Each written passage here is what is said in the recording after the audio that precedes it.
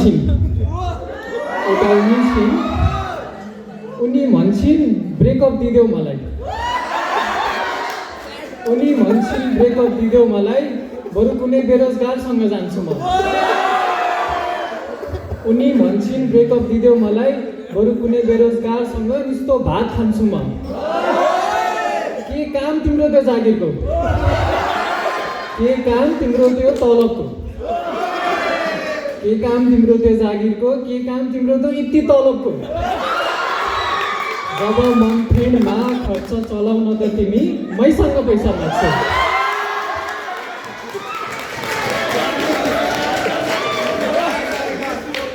उनी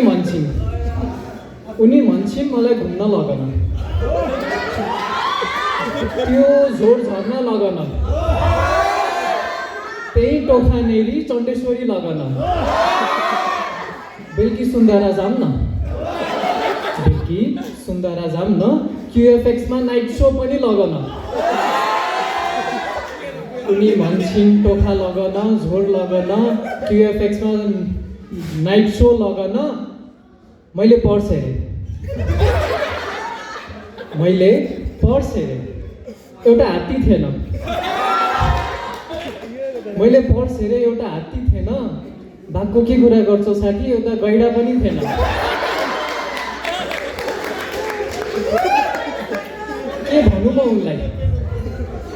के भनौँ म उनलाई के नभनौँ म उनलाई यतिकैमा मेरो म्यानेजरले भन्छ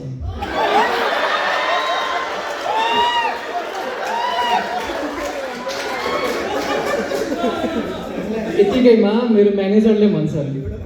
इओडी अगाडि काम सताउनु है म्यानेजरले भन्छन् इओडी अगाडि काम सकाउनु है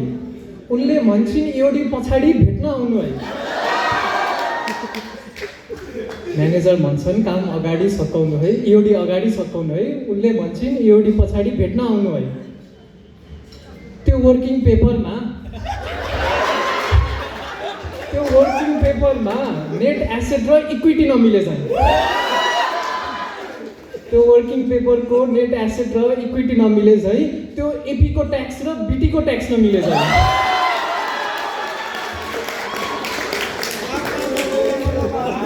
वर्किङ पेपरको नेट एसेट र इक्विटी नमिले झै एपीको ट्याक्स र बीटीको ट्याक्स नमिले झै किन हो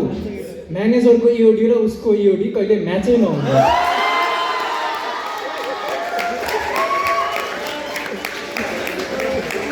अब अन्तिममा आमा भन्छन्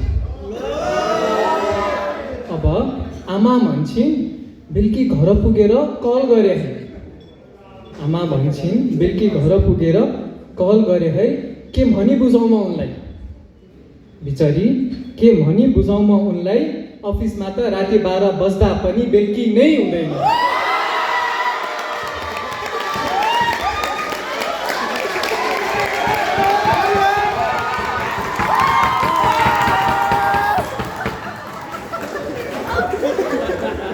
बाँकी छ अफिसमा त बेलुकी 12 बज्दा पनि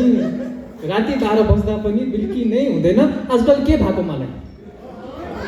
कसैले भनिदिनु पर्यो आजकल के भएको मलाई आफ्नै स्लिप सेड्युलको दुर्गति मनपर्छ आफ्नै आँखा मुनि डार्क सर्कल मनपर्छ भो नसोध मलाई अफिस कति मनपर्छ नसोध मलाई अफिस कति मनपर्छ उनी मेरो रिप्लाई कुर्दा निदाइछ कि मलाई अफिसमै रात गुजार्न मनपर्छ